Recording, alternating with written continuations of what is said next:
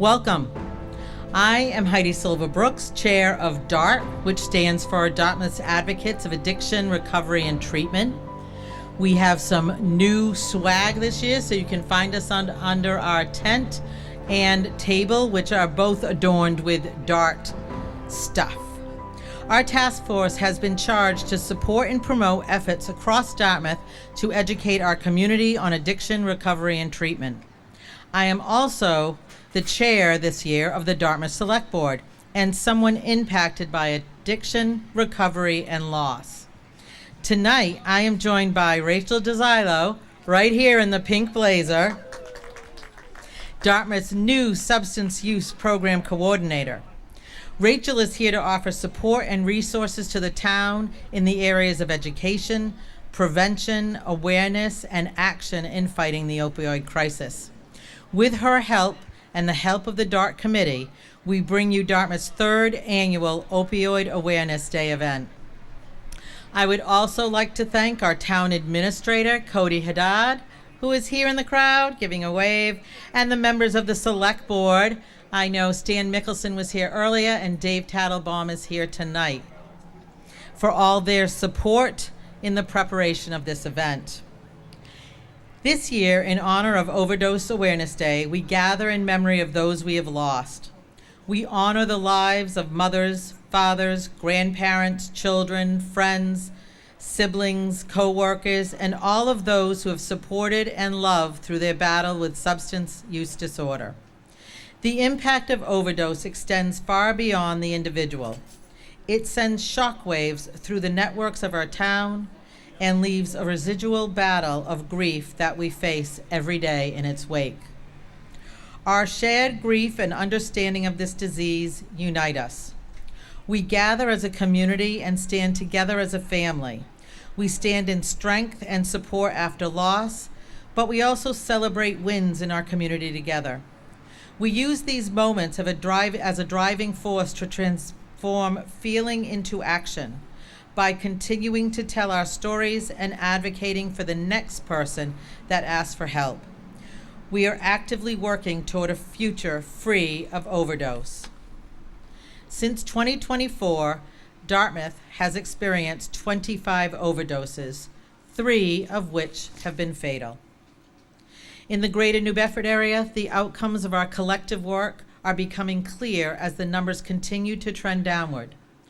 Narcan is now more accessible than ever, saving lives and giving people another chance at recovery. Partnerships among agencies are growing stronger, helping streamline pathways to treatment and support. Resources are increasingly mobile, allowing us to meet people where they are. These are just a few of the many encouraging signs of progress in our community. While these are incredible strides that have been made, we know even one overdose is too many, and there is still so much work to be done in support of those who are still fighting their battles. Tonight, we are joined by many of the community partners who make this work possible. We want to thank you for offering care in moments of crisis, walking beside people on their path to recovery, and breaking down barriers so hope can take root. To our partners, we are deeply grateful not only for the services you provide, but for the humanity, dignity, and compassion you bring to this mission. And for those here with us tonight, know that when you are ready, whether that's today, tomorrow, or sometime down the road, these partners are here for you. Even the smallest conversation can be the first step toward healing and possibility.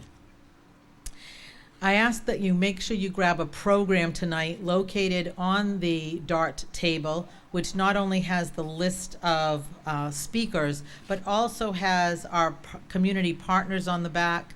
Thanks our catering truck, Phoenix on the Fly, and of course our DCTV, Dartmouth Community Television, our media outlet that supports us every year with audio and visual as they are taping us all tonight.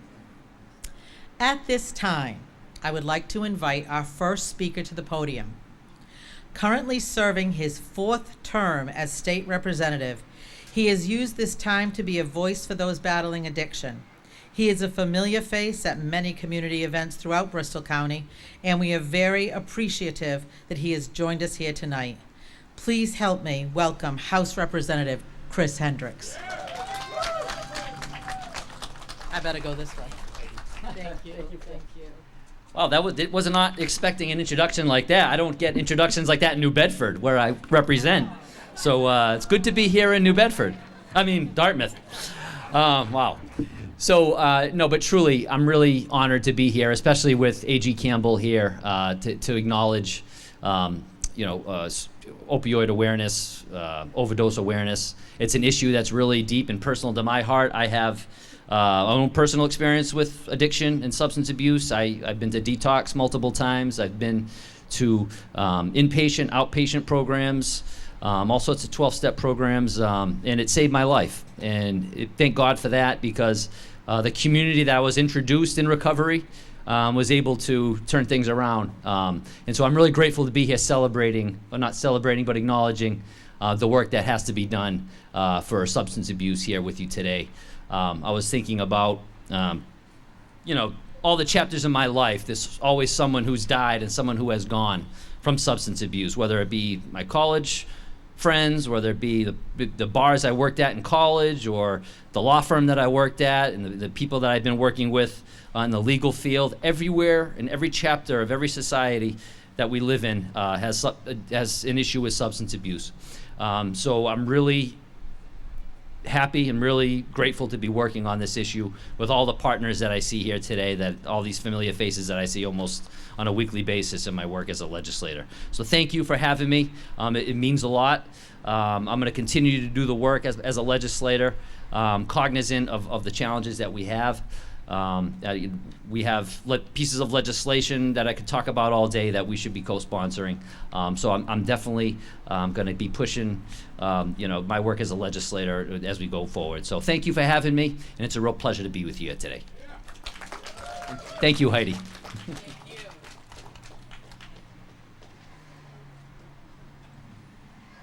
Always nice to know that there's someone in the big house up in Boston who's on our side. So thank you, Chris. Our next speaker is no stranger to the power of family and perseverance. She has walked alongside loved ones in the struggle against addiction. Throughout her career, she has been an advocate for healthcare access and other barriers that impact those in our community around us. Please help me welcome our very own Massachusetts Attorney General, Andrea Joy Campbell.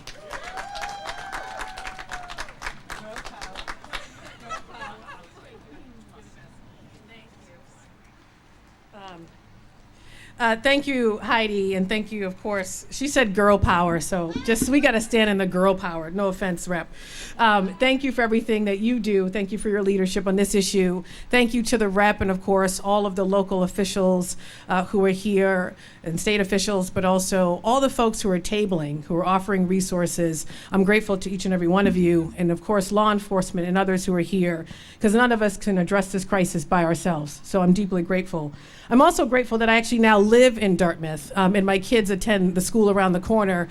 So I'm really proud about that. So just got to name that, since I'm now like home, and it feels really good having left Boston behind. No offense to Boston. I was born and raised there, so I can say that.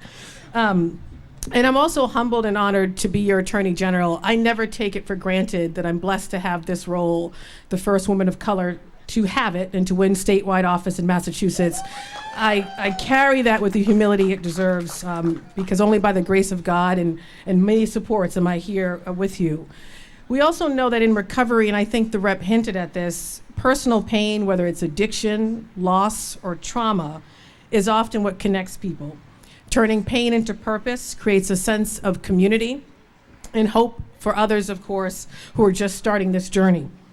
Pain into purpose is one of my mantras that carry me almost every single day. And it's a trying time right now. And let's not forget the shooting that just took place in Minneapolis, and of course what happens in this state. I'm mindful that there's a lot of pain and divisiveness right now in this community and in this country. But turning pain into purpose, I share that quite a bit because some of you may know this or some of you may not, But I stand here having, frankly, not taken a straight path to get here. My mom actually died when I was 8 months old in a car accident going to visit my father, who was in prison at the time. And I didn't meet my father until I was 8. So I lived with my grandmother, who did the best she could, but she struggled with alcoholism. And when she was struggling, we were sometimes in the foster care system, sometimes with loving relatives, just a lot of instability. My father would get out of prison when I was 8 years old, but sadly die when I was a sophomore in college. I talked to him one morning, he died the same evening. First in my family to even go to college. I went to Princeton undergrad and UCLA Law School. And so I share all that because this idea that our experiences are pain, sometimes people don't want to share because they feel a sense of shame. I say, actually, I think our stories are our power to do the work and, most importantly, to make a difference. And I not only share my story with the hope that it encourages others to do the same, I share it because I want people to know why I do this work.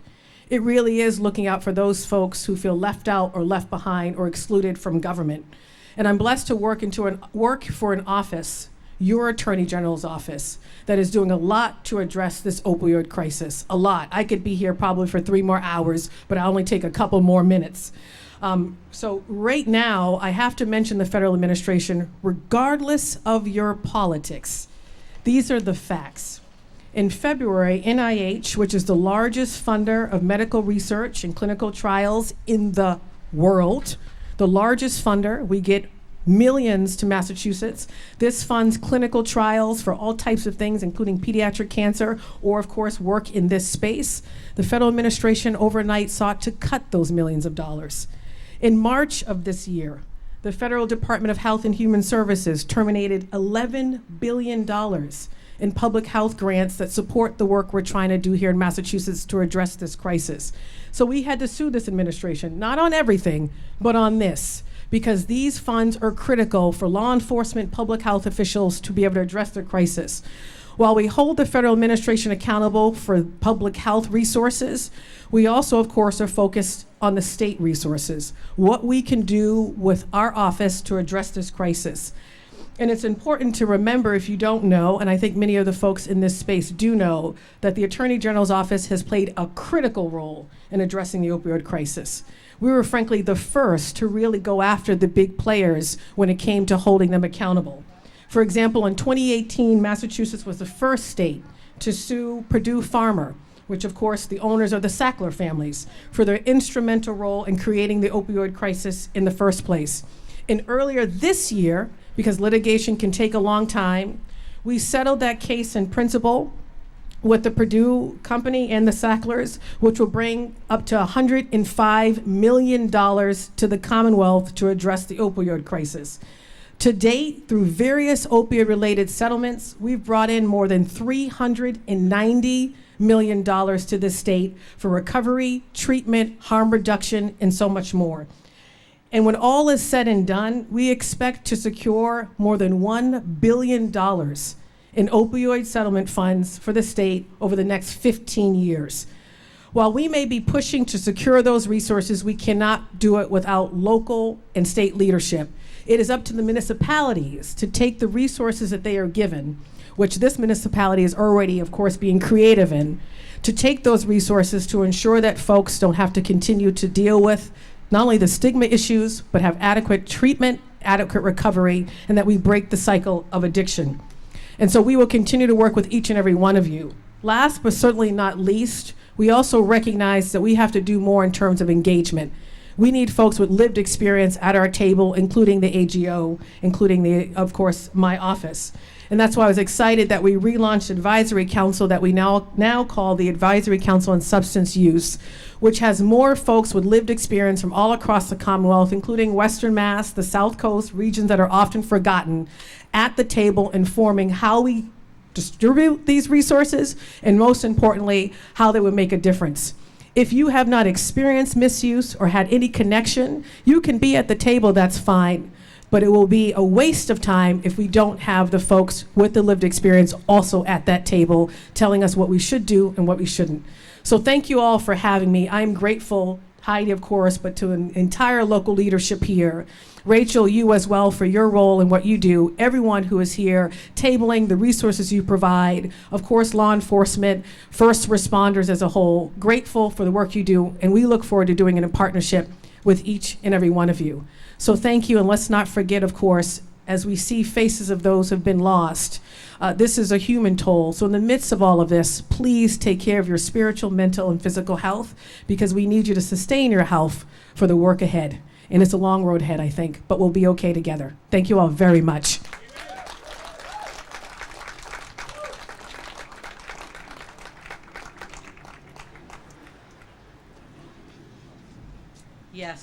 Yes, that's why I voted for her, and I will vote for her again. Absolutely. And that is girl power, solid. As Andrea said, it's important to get the stories of lived experience. When I first broached this with a number of people, the concept of lived experience was foreign to them. It's something that those two words together, lived experience, is something that those of us walking that path with a loved one, understand. And our next speaker to the podium, with experience in public safety, healthcare, has dedicated his work to supporting individuals, both substance use and mental health challenges. As the founder of One Shared Spirit on Cape Cod, he brings not just expertise, but a deep commitment to walking alongside people on their path to recovery. Please help me welcome William Hawks.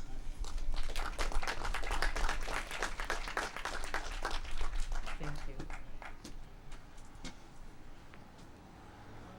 Hi, my name is Bill, and I'm an alcoholic. I am a drug addict, and I'm a person in long-term recovery. And I can say it's like due to these people that we've lost that has gotten me to the spot that I am today. As I'll keep kind of short, but I didn't stand a chance growing up in Massachusetts like a lot of my peers, like a lot of these people that are behind me. At the age of 12, I was extremely overprescribed medication, and then I had a surgery in 16. I had a vacuum in my back for over a year, and the Sacklers decided it'd be a good idea for the doctors to sit there and give a 16-year-old 3 Oxycontins a day, Vicodin for breakthrough pain, Valium, all these things for an entire year, and then I'm just supposed to be normal after that? I'm just supposed to go back to high school and reintegrate and be good? Unfortunately, that didn't happen. So I did kind of get stuff together. I worked in a hospital for 7 years. I worked for a couple departments doing some dispatch and stuff like that. Had a great career, bought a house, was doing really well, but then I got injured. And then what do? I go to the doctors, and the doctors put me back on this extremely powerful narcotic. And that was just kind of something I went through, and it quickly led to my exit in that career. And I have this kind of mode where I'll go and I'll get clean and I'll do the right stuff. And then years later, I kind of stopped doing that stuff and burn it to the ground. So I did that a couple times. I was working for great companies like Google, stuff like that. Got married, had kids, had kind of the life, as you would so-called say it, but was still just empty, bankrupted inside, and just not, good to go. COVID happened. I hope, and I can never say never, I've learned that, but I hope that that'll be my last crash and burn. I came up here, went to a lot of treatment centers. It took a lot of time to stick, but I was able to get sober. I was able to go get educated. I went through great stuff that, like, Massachusetts has all this free education now, is just amazing. Went to UMass Boston. I got my LADAC. I became a recovery coach, became a recovery coach supervisor, and just worked at a bunch of different places all over kind of the South Shore. But I was able to just kind of listen to everybody and take the advice that was given to me for the first time without any pushback, without any my way and things like that. But most of all, I also was able to see, like, this isn't the stuff I dealt with the Sacklers. This is worse. To be completely honest, taking the Oxycontin, that was the easier, softer way for me. That was like, okay, am I going to kill myself? No, I'm going to take an Oxy and escape for a little bit. Now you're playing Russian roulette every time you don't, go that route. So I'm watching people, including, and I saw it before that. I saw it in the hospital with the OxyContin. I saw it, through my whole entire high school. They had it in all the bathrooms, everything like that. But it's just so much more prevalent nowadays. These people are awesome humans just dropping off the face of the planet. Some of them are just going to the party. They don't even know what they're doing at the party, and they're done. I have seen also a big increase with the Narcan and stuff like that, but a couple things I always try to touch on when I'm speaking. One is, unfortunately, due to this, like I said, don't have that easier, softer way. It's just, I have to stay sober at all costs, and, that's it. And I do the work to continue to stay sober at all costs. I do all the stuff that's laid out in front of me, and I take the suggestions, and my entire life is recovery. I work for recovery full time. I'm involved with a couple nonprofits. Even my motorcycle riding, I do that with sober guys. Like, it's just all recovery. But the other thing I say too is, if it wasn't for my mom finding her recovery during this time, right, through Al-Anon, through peer parents supporting parents, through Families Anonymous, I don't know if I would have found it, right? Because I always had that fallback. I always knew I wouldn't be like completely homeless. I always knew, okay, I'd have some sort of meal somewhere, right? But through her finding her recovery, I experienced that homelessness. I experienced not knowing where I was going to sleep, not knowing where I was going to eat. And like I said, that was kind of the big catalyst that made me do all those things that I had kind of never was fully committed to doing. All those completely tough things. Just the simple things that sound so easy, picking up the phone, asking for help, calling the sponsor every day, okay, go live at a sober house for 6 months, go do this program for another 6 months, all those things. And then I'll just touch on this, like, I've seen a lot of people pass my high school reunion. There's more people at the St. Mary's Cemetery in Franklin that are going to show up than they're going to show up to my high school reunion, And the life I have today is completely blessed beyond my imagine. Every time I have gotten sober, whether it's stuck or not, my life has gone exponentially better than I could have ever planned it. Like before, never planned on having 2 daughters, never planned on working at Google, never planned any of that stuff. Now, never planned at working for a recovery center, never planned on, being in school for recovery stuff, never planned on buying a house, in Kingston, having a new son, like our 5th combined child, when the last one we had was 8 years ago, like we were kind of done with kids. But all those things have made my life just extremely incredible and blessed. And I get to just help people for a living. It's the best job I've ever had in my life. I just answer the phone, or I go to where I need to go to, and I help a person, I help a family. The crazy part is I help first responders. We have a first responder program where I work. I'm able to actually work and go into those police and fire departments again. My old chief wasn't too fond of me. Him and I actually talk on a regular basis now. Like, those are the extreme blessings of getting sober and being in recovery. It all just kind of works out. So hopefully there's no one struggling in the audience. If there is, you've got a ton of people you can just walk up to at any point and talk to. But we've done a great job too curbing this. The Narcan's getting out everywhere. I saw some innovative thing where it tells you what to do in a Narcan emergency. That needs to be in every bathroom, so we need to do some work on that. But it's getting there, and it's just awesome to see the numbers drop and go down. So I appreciate you all for coming out.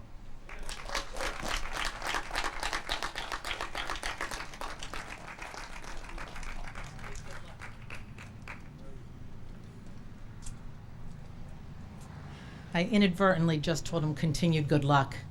It's more than good luck. It's work, and keep it up.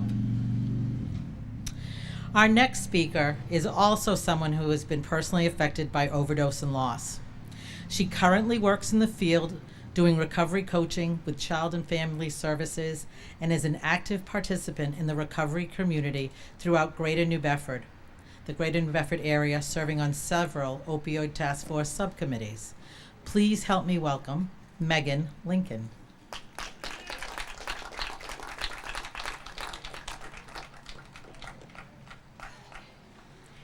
Hi, everyone. I just want to give a quick round of applause to all of the people who make these events happen. Again, my name is Megan Lincoln. I am a person with opiate use disorder. I am also an adult child of addicts. I am a recovery coach at Child and Family Services. With that being said, we have our mobile van here today. It's the second night. We're debuting it to the public. Yes. Especially you, Attorney Campbell, I'd love for you to come check out the van. It's the first and only mobile crisis van in Massachusetts. And everyone else, if you have any questions or anything, please come and check out the van. This is Matt, one of our clinicians. He is the mobile crisis van clinician. And I really encourage you to come see us. I would like to take a moment to hold space for those that we are honoring tonight, thinking about tonight, whether they died from an overdose or another substance-related cause.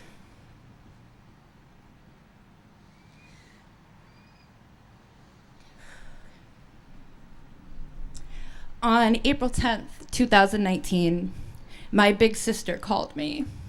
She asked me if I was sitting down, and this conversation could have gone anywhere because the last time she called me and asked me if I was sitting down, she told me she was pregnant with my niece. The next words to come out of her mouth were, "Mom's dead." And I knew it was from an overdose. Have any of you ever had a conversation like that where somebody asks you a question or says something and you just know how it's gonna go? My sister and I went up to the ME's office, or down to the ME's office on the Cape a couple days later to identify the body. And they don't have you look at the body, they have you look at a photo. And I'll never get the image of that photo out of my head. And what still strikes me the most is how peaceful my mom looked. My mom had a lot of trauma in her life. And despite that trauma, she was empathetic and kind and beautiful, and she always wanted to help others. My mom lived in Taunton for a very long time, and she was known in the sex worker community that if they needed a safe place to sleep, they could knock on her door.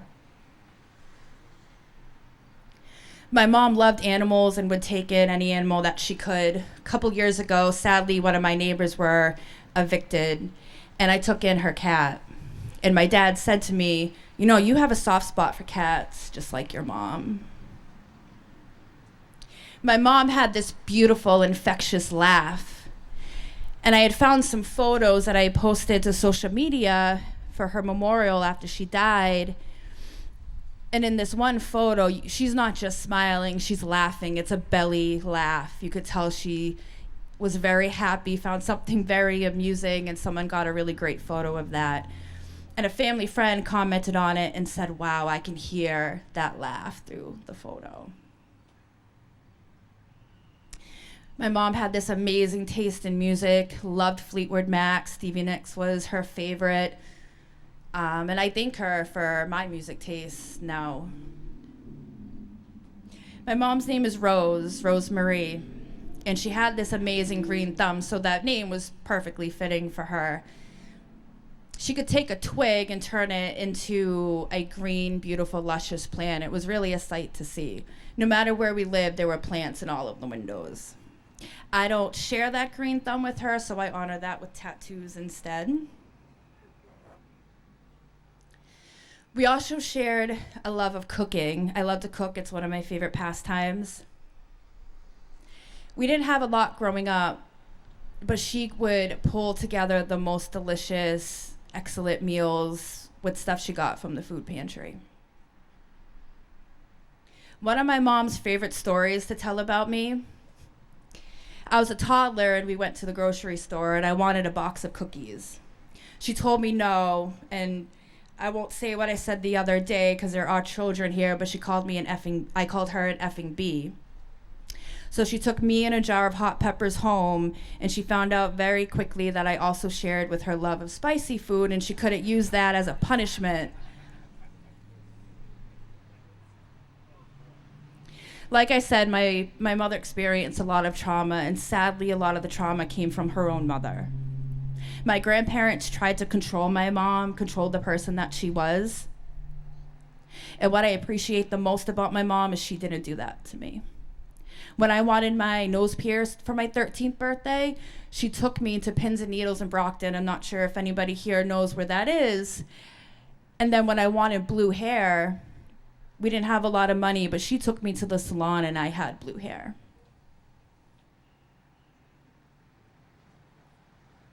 I was bullied a lot as a kid, and my mom used to say this thing to me: if they're bothering you, they're leaving other people alone. And that used to piss me off because I didn't care about how they felt. I cared about how I felt.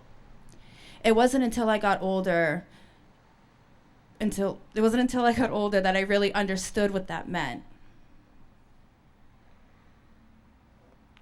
Growing up, I knew life was chaotic, and I didn't know why until I got older and I learned why. And I always wondered, why can't they just stop? And then I dealt with my own active addiction, and I knew what it was like to just not be able to stop. You know, my mom deserved better, and I think at some point she just gave up. And I can relate to that because just 5 years ago, I prayed for the life that I have today. I've built such a beautiful life, helping others. I never thought that I would stand in front of strangers telling them about my addiction, because I used alone.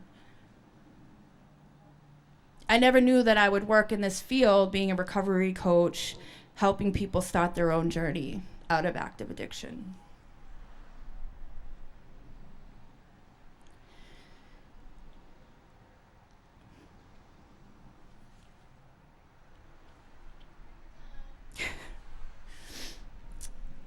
I didn't mention this the other day, but I think because of some things that have been mentioned, I think it's important.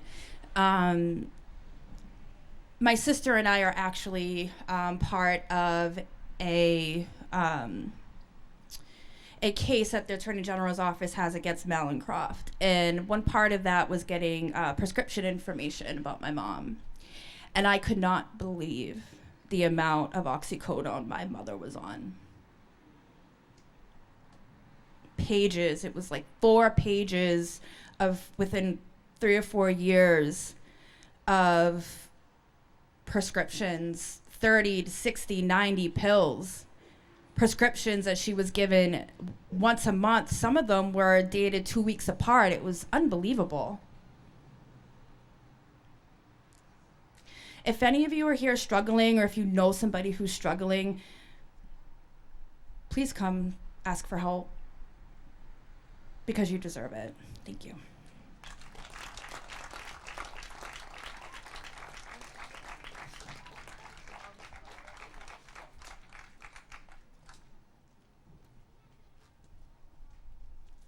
Megan, you're exactly who we needed at Child and Family Services. So many of the families involved are struggling, and to have someone that's walked their path to say, I get it, let me show you, is invaluable. So thank you. Our final speaker tonight has a very active presence in the recovery community throughout southeastern Massachusetts. He currently works for RISE in New Bedford and wears many hats on the Greater New Bedford Opioid Task Force. He is a familiar face to many and truly an asset to our community. Please help me welcome Nelson Hughes.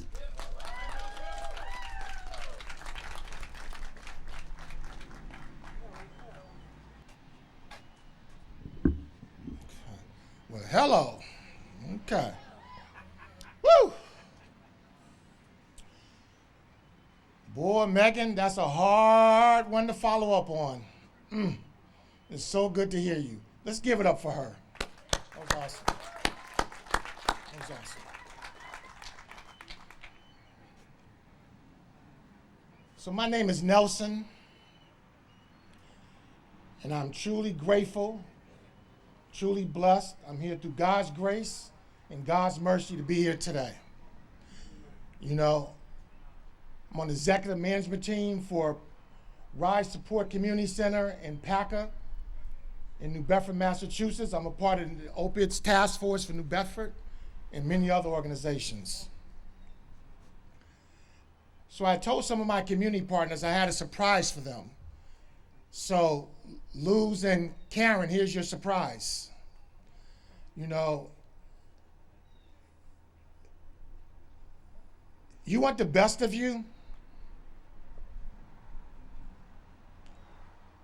Why don't you say hi to somebody right now that you may not see tomorrow? And make it somebody that you don't know. Like, let's get out of ourselves. Like, say hi to somebody. Like, introduce yourself to somebody. Because this may be the last time you see them. So, don't want anybody to jump right now, but during the festivities, let somebody know who you are. So I'm going to give you a snapshot of who I am. I grew up on paper food stamps, a dozen half eggs of cheese, and a dozen half eggs of eggs. That's what I grew up on. I'm from a small town called South Central Los Angeles. And, you know, gang violence was a part of my life for many years. But where it all started was that as I reflect, I was watching my little guy Jackson run around here, and I've told his mother the story. I never knew when it was time to let go of my mother's hand when I was growing up. So maybe there's men here tonight that can identify with that. You know, so I was in about second or third grade, and I said, Mommy, I said, I can't hold your hand no more. And she said, why? I said, Mommy, that's not accepted in my neighborhood when you get older. And she says, you're only 9 years old. I said, Mommy, I can't hold your hand no more. And I wish I could have held her hand a lot longer, because I went around the corner when she told me not to go around the corner, and it took me a long time to come back around it. She told me to come home when the street lights came on. I came home when the street lights came on and went off. And, you know, woo.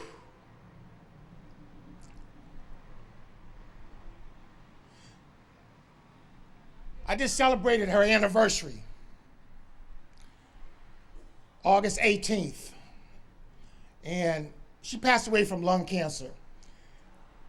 But when she was sick and she was on her last days of living, she looked up to me and she said, promise me that you will stay in recovery. And I told her I would. So 2 weeks ago, I celebrated 35 years in recovery.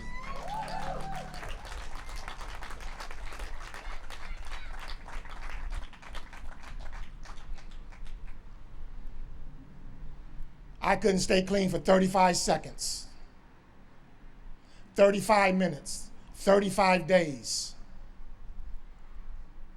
So I speak for all of them.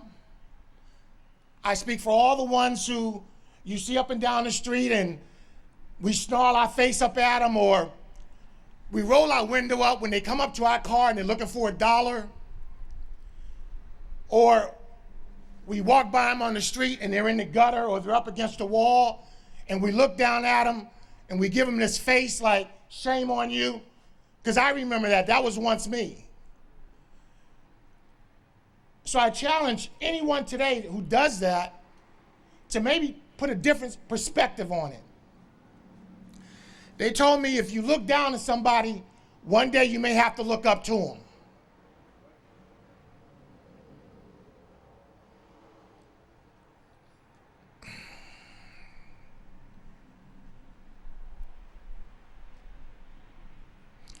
I was 13 years old.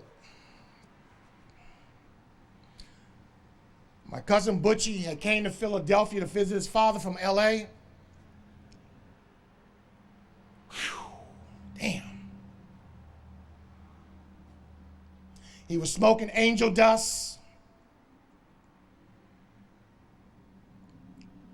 There was a fire. He started tripping, and he didn't make it out the fire, and he perished in the fire. That haunted me many years. He was the first one to show me how to ride a motorcycle. And I do this for him. As Bill said, we do that for all the people behind us.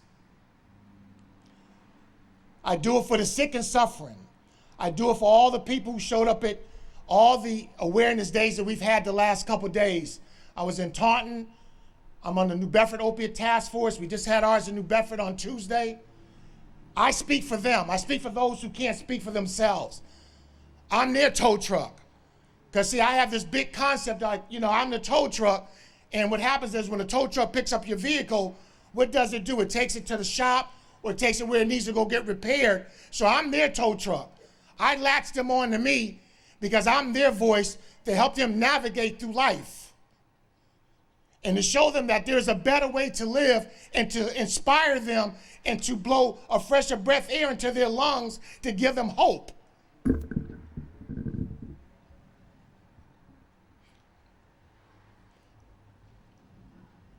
Because 35 years ago, somebody gave me hope. And I haven't found it necessary to go back out and do some research. I applaud myself. Because they told me when I came into recovery, they told me, though, if I go back out on the streets, I would then become a volunteer. And I would be subject to anything, jails, institutions, or death. And not necessarily in that order. So as years progressed, things got very rough for me in my neighborhood. You had to pick a side. And for the sake of this meeting, I'm not going to tell you what side I picked, but some of my close friends know what side I did pick. And I tell you, addiction is how I got out of that lifestyle. And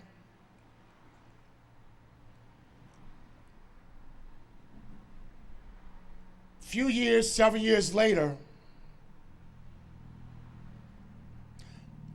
I was in this living room, and then I went to the kitchen,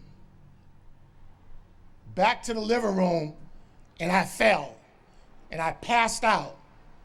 And back then, there was no Narcan, so they were doing chest compressions. And I came to. Didn't know what happened. The guy said, "Oh, you OD'd." I was like, wow. They had called 911. EMTs came, took my vitals.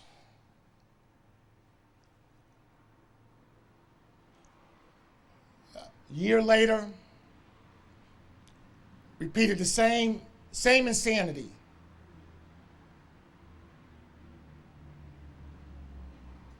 This time it was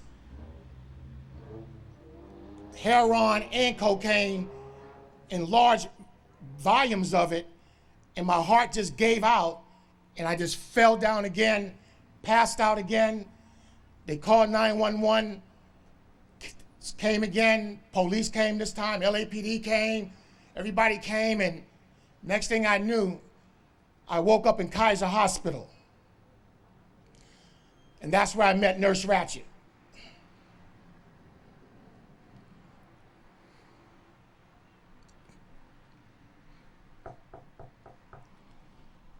She helped me save my life. Woo! When I left that place, because my mama told me nothing grows without a little bit of water. So when I left that place,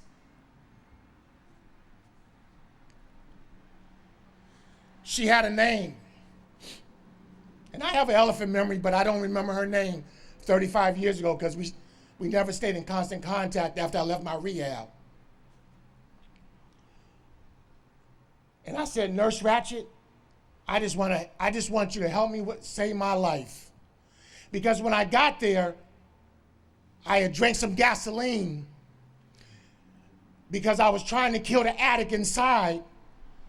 And then I found out if I killed the addict inside, I would be killing myself. But when you're caught up into insanity and addiction,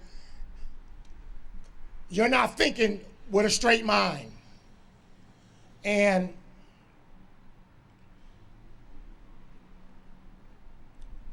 She helped me save my life. And I only got the word Nurse Ratched because when I was a little boy, there was this movie with Jack Nicholson that was called One Flew Over the Cuckoo's Nest. And that's how I remembered that name. And she said, you're going to go to a program, and from there, hopefully you go to a halfway house and what's that, and all that stuff. And I'm like, okay. And I just followed the suggestions. Coming into recovery,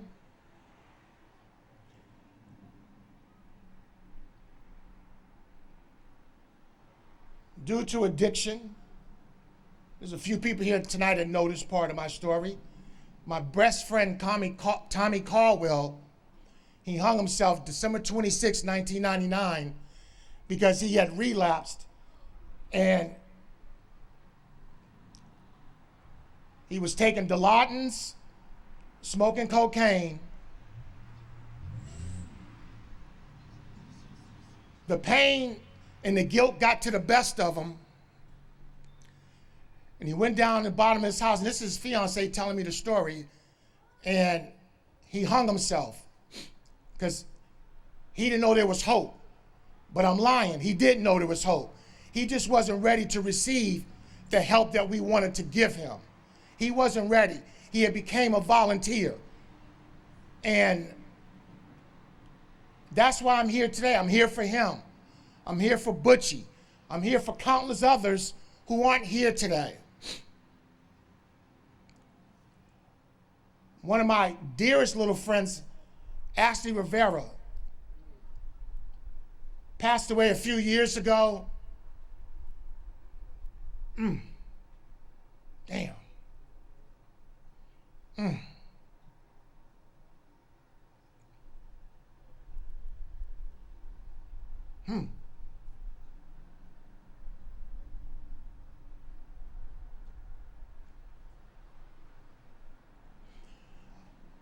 I can supply you all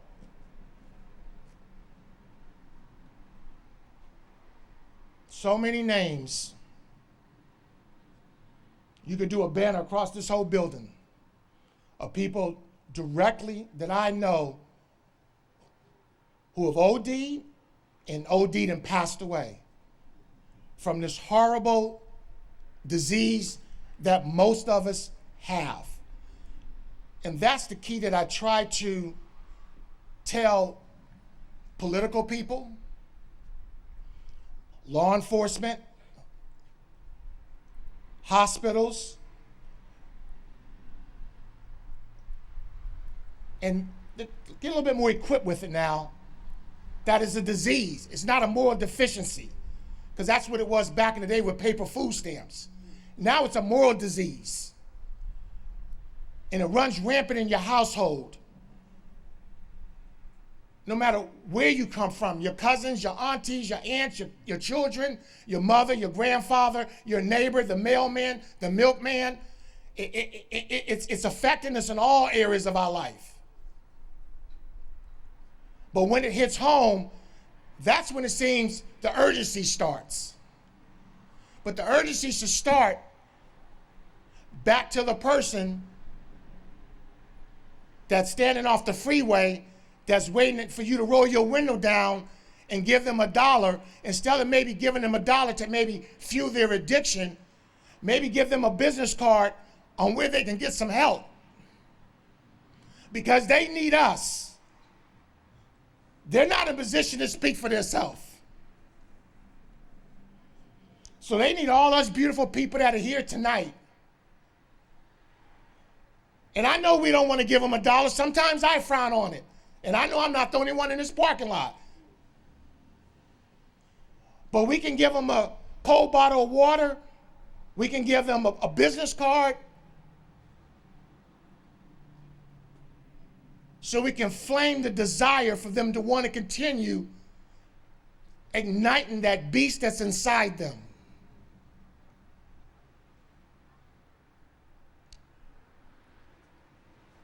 So I'd like to thank Rachel, Dolores, and the rest of the folks that put this event together. Thank you for having me. It is truly an honor to be here in Dartmouth, Massachusetts. I never knew 35 years ago when I was in Los Angeles, California, that I would be in a town called Dartmouth, Massachusetts that I had never even heard of.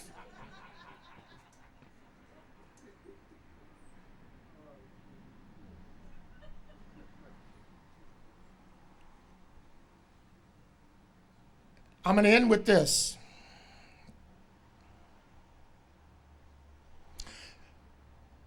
Somebody's going to die tonight.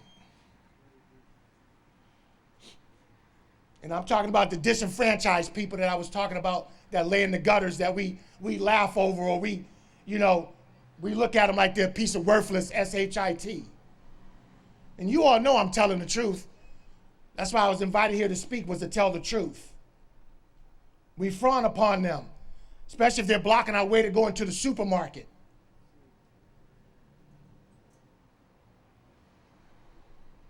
Or they don't have on Calvin Klein cologne. Or they don't have on a $100 pair of sneakers. Or they don't have on a nice watch or a pair of earrings. Or they don't have a Louis Vuitton bag or a Calvin Klein bag. They don't have a vehicle to drive in. Sometimes we frown on them. But for the grace of God, there go I. So let's spread the message. Because all of you all are making a contribution to make things better. So let's tell the people that are ignorant to what I'm talking about and the previous speakers before me, let's spread the message so they can get a better understanding exactly what was said at this podium and all the things that we support. Next month is Recovery Month, for those that don't know. And this continues on.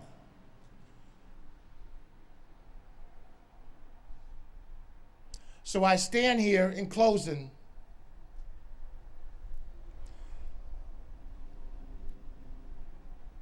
that I'm truly, truly grateful to be here today and to know fabulous people here in this audience and to be a professional in this community.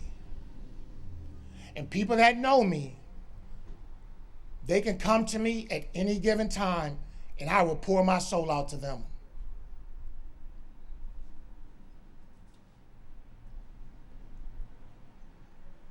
One of my best friends who works here, she's here tonight. And she was going through something the other day on Tuesday. And she told me she was going to be at Taunton's Overdose Awareness Day yesterday. So Karen and I, Karen's from the New Bedford Health Department, for those that don't know who Karen is. Yep. We went to Taunton, Mass, and we sat with this lady that we know that's a good friend of ours, because I know she needs our love and she needs our support.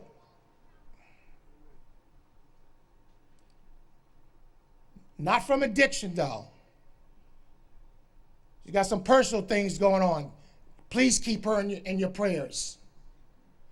But it felt good to sit there last night in Taunton in Memorial Park and talk to her, and she felt so loved and appreciated. And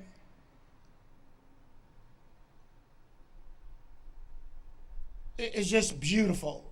And she's here tonight to come see me. Who the hell am I? I eat humble pie. It tastes very delicious.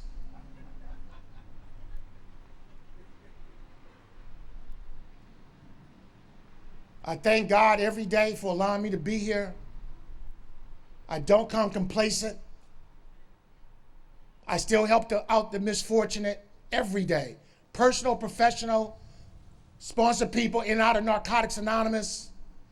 That's the fellowship that I belong in, for those that want to know. I have a sponsor. That's another reason why I keep eating humble pie. I know I can't do this by myself. He owns the Marcus Garvey Center in Roxbury, Mass. at 116 Roxbury Street, down the station from Area B Police Station, for those that want to know.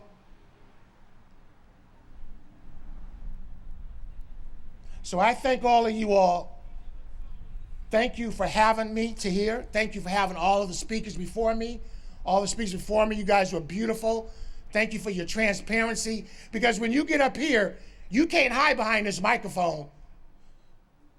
You know, you got to get vulnerable. You heard what the Attorney General said. You got to get vulnerable when you get up here.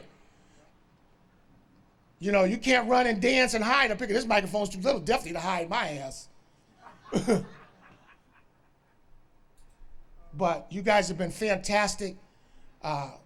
Thank you once again, and God bless y'all.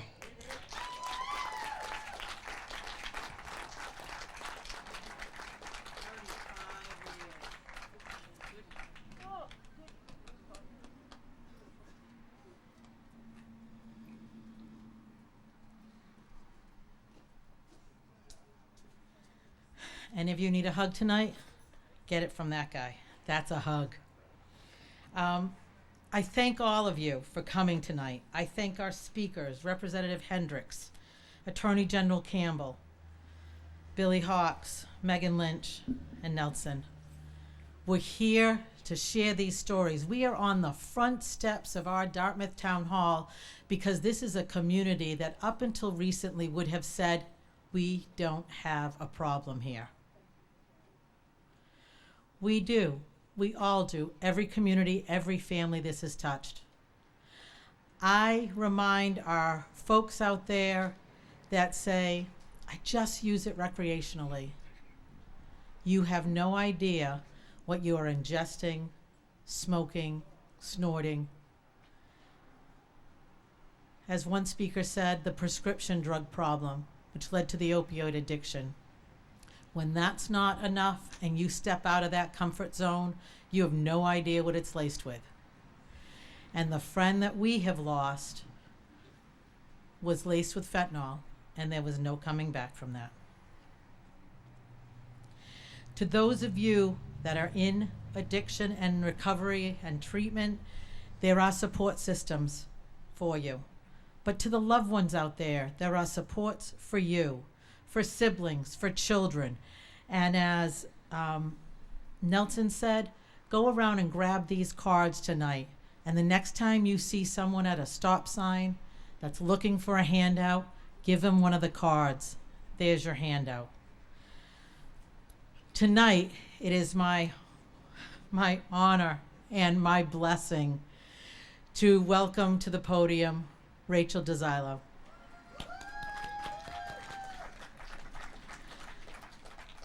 For the past 2 years, Dolores Joseph, our youth advocate here in town, and myself have been pulling this together the best we can. On July 1st, our prayers were answered, and Rachel came to work for us as the substance use coordinator, and we haven't scared her away yet. Thank you, Rachel.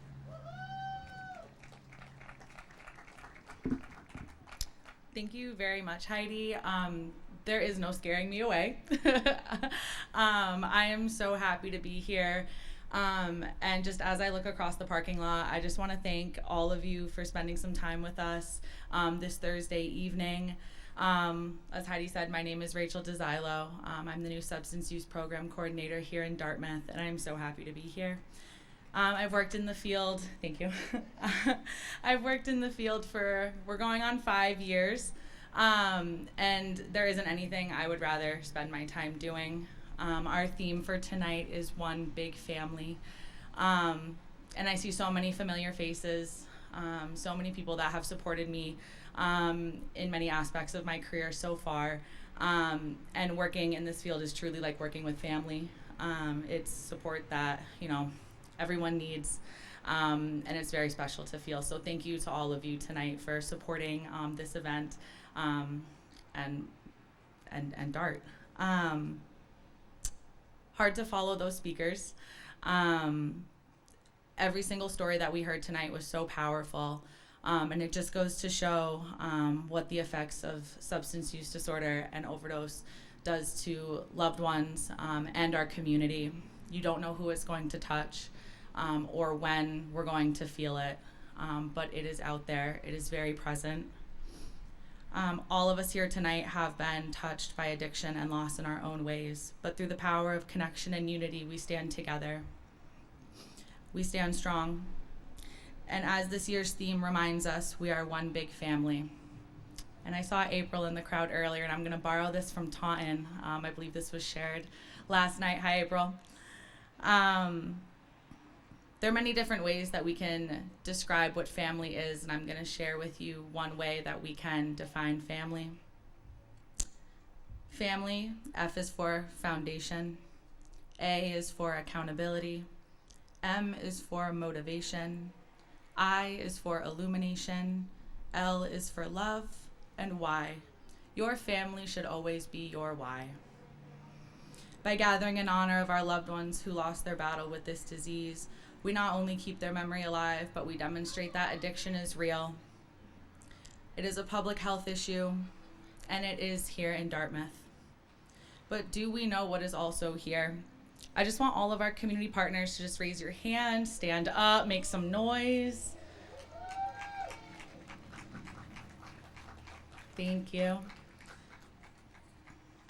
We also have support here in this community. We have resources. We have our recovery family. These organizations show us that treatment and support is out there and it is possible. Support is available. And thank you to each and every one of you for doing all of the work you do. As evidenced by the stories that we have heard tonight, there is proof that recovery is possible. In this community, there is life after addiction. You are never alone, and your recovery matters. So before we end our program tonight, I'd like to invite you all to call to memory just the mind, or call to the mind, the memory of those we have lost here tonight, and just bow our heads in a moment of silence.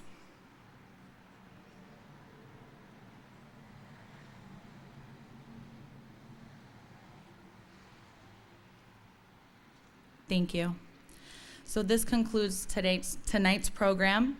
Thank you once again to Cody, our town administrator, the select board, the entire DART committee. Shouts out to Dolores, Matt, Amy, Mara, and Chris, who are all here tonight. All of our community partners and everyone who is able to attend our event tonight. Please, if you are in need of support after tonight's program, please visit our resource tables. We wanted to also highlight the brand new Child and Family Mobile Crisis Van. It is on site, yes. It is on site with us today. Please check it out, take a tour, ask questions, get to know the staff that are here. We also have Seven Hills Outreach with us tonight. If you are in need in any of their services, again, please see their table. And if you have not already, please grab a plate from Phoenix on the Fly and visit their truck at the other end of the parking lot. Good night, everyone, and thank you again for joining us.